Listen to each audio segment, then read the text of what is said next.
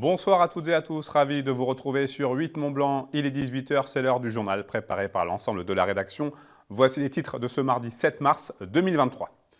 Affluence record à Annecy pour ce 6e jour de contestation sociale contre le projet de loi de réforme des retraites voulu par le gouvernement. Ils étaient environ 10 000 à l'appel de l'intersyndicale à défiler ce mardi pour montrer et crier haut et fort leur opposition à cette réforme qui cristallise des tensions. Et puis direction Pralognan-la-Vanoise où le club local de curling veut remettre au goût du jour cette discipline en perte de vitesse en France. Victoria Lopez a pu tester pour nous ce sport très stratégique. Je vous disais en titre, les syndicats avaient promis de bloquer le pays pour cette 6e journée de mobilisation anti-réforme des retraites. Comme dans beaucoup d'autres villes en France, plusieurs milliers de personnes se sont rassemblées à Annecy ce mardi après-midi. Et ce sont donc près de 10 000 manifestants qui ont défilé dans les rues. Plus de précisions dans ce reportage d'Emmanuel Jaude. De mémoire d'Anneciens, jamais on n'avait vu une manifestation d'une telle ampleur. S'étirant sur une grande partie de la ville, le cortège de près de 10 000 personnes a regroupé toutes les tranches de la population contre la réforme des retraites. Si on est là à chaque manifestation, c'est qu'on a vraiment espoir que ça change. 2012, il y avait un autre contexte. Aujourd'hui, il y a un cumul de difficultés. Et je crois que la question de la retraite, c'est la goutte d'eau qui a fait déborder le vase. Oui, je crois qu'aujourd'hui, on va dépasser les scores des manifs précédentes. Ça fait quand même 5 ou 6 manifs qu'on n'a jamais vu ça à Annecy, quoi. De mémoire, il y a très très longtemps qu'on n'avait pas eu ces manifs. Donc il faut que ça dure. Une mobilisation record est soutenue par encore davantage de corps de métier que ceux représentés ce mardi dans les rues d'Annecy. Car ils sont nombreux à insister sur ce point. En Haute-Savoie, peut-être encore plus qu'ailleurs, le coût de la vie régit souvent les priorités. Même si tous ne peuvent pas se mettre en grève, parce qu'il faut rappeler qu'on perd un jour de salaire et que la Haute-Savoie est un département assez cher. Donc même ceux qui ne sont pas en grève aujourd'hui, qui restent en classe, restent opposés à cette réforme et nous soutiennent totalement. On reçoit énormément de dons pour notre caisse de grève de la part des actifs et des retraités. Donc on voit en fait qu'il y a un vrai soutien derrière nous. Il y a des secteurs d'activité qui commencent à nous rejoindre. Il y a les routiers qui commencent à nous rejoindre. S'il y a les raffineurs et tout ça, en fait, c'est pas les grévistes qui bloquent le pays, c'est vraiment le gouvernement en refusant toute discussion et en se rendant compte qu'au final, ils vont droit dans le mur avec cette réforme. Issus des secteurs publics comme privés, les manifestants ont traversé Annecy pendant une bonne partie de l'après-midi. Un cortège également bien fourni en éleveurs et en agriculteurs pour qui la retraite à 64 ans n'est même pas une option. Bah voilà, moi je les ai eus il n'y a pas très longtemps et j'étais bien content d'arrêter avant parce que bon, j'étais alpagiste, j'ai porté des piquets dans des zones pentues et pas dans des sentiers mais dans le travers, etc. J'étais cassé, j'ai pu faire, ça y est, mes opérations au genou parce que j'étais cassé physiquement et j'aurais pas pu continuer mon travail tel que j'étais, dans l'état où j'étais. Alors ça c'est une question personnelle, mais beaucoup d'entre nous sont dans ces situations-là. Et quand c'est pas une fatigue physique, c'est une fatigue morale. Parce qu'on est dans un métier où il y a beaucoup de complexité, que ce soit dans la relation avec le vivant, dans la relation avec l'ensemble des institutions, y compris l'administration. Et du coup, ça nous demande tellement qu'on a aussi besoin d'avoir une vraie vie après, quoi. D'ailleurs, de nombreux manifestants réitéreront leur action dès ce mercredi à l'occasion de la Journée internationale du droit des femmes. Autre mobilisation ce lundi du matin du côté du lycée Charles Baudelaire à Crangevrier. Les enseignants, les parents, mais aussi et surtout les élèves étaient présents sur le parvis de l'établissement pour dénoncer un manque de moyens de plus en plus flagrant. Au lycée, on s'inquiète déjà désormais de voir disparaître certains cours en option, comme le latin, le cinéma ou encore le théâtre. On écoute Romain Linares, professeur de sciences économiques et sociales au lycée Baudelaire. Il répond aux questions de Lucas Ruche.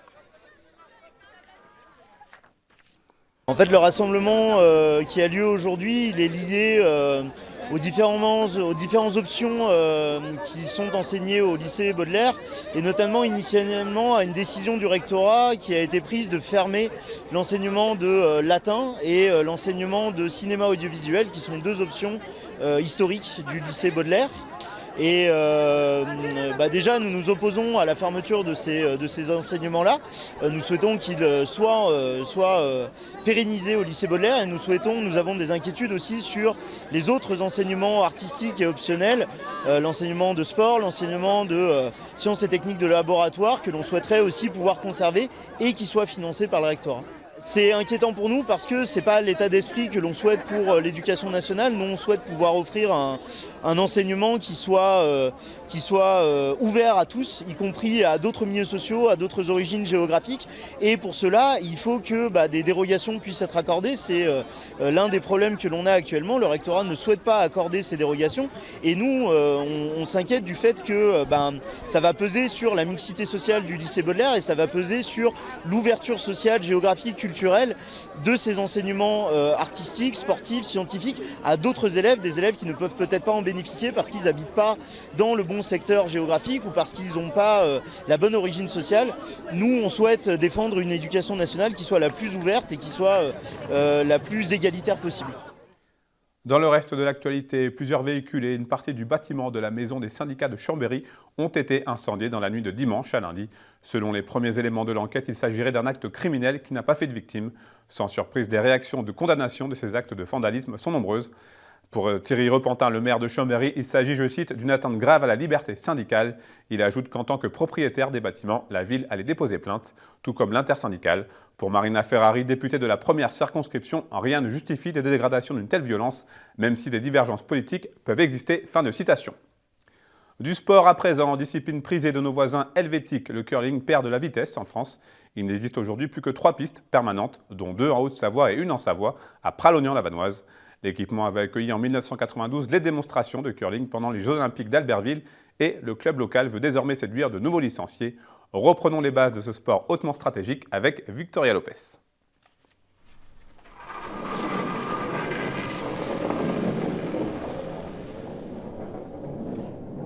Curling vient du mot curl, et le curl, c'est la pierre qui tourne.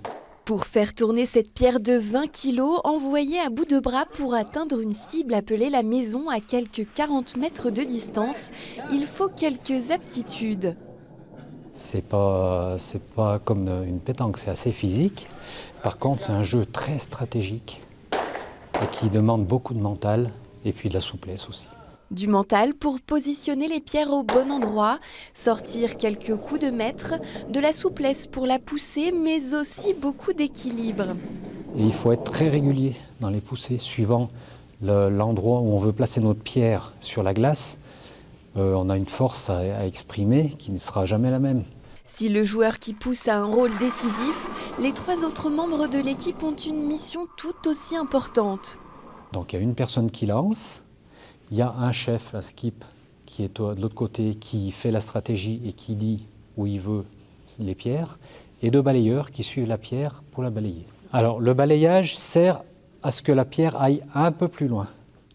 On arrive à faire varier la longueur de parcours de la pierre jusqu'à environ 2 mètres, 1 mètre, 2 mètres, ça dépend de la glace, ça dépend des balayeurs aussi.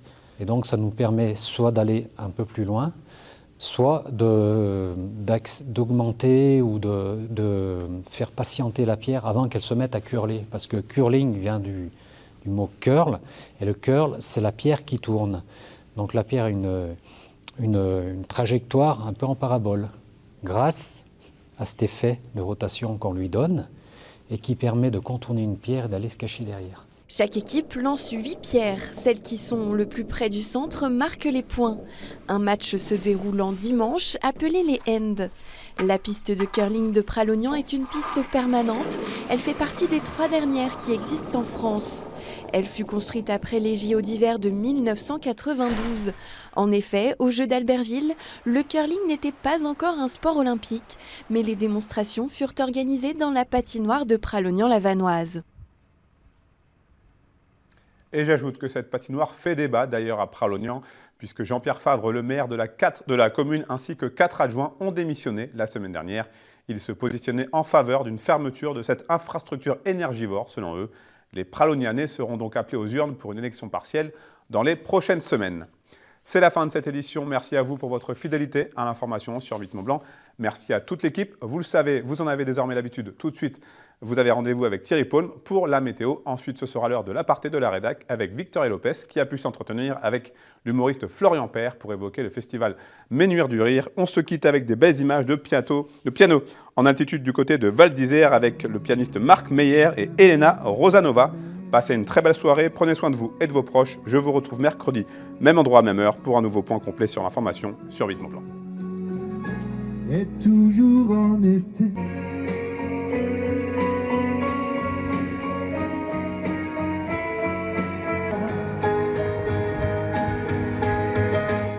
Un jour ou l'autre, il faudra qu'il y ait la guerre. On le sait bien. Merci.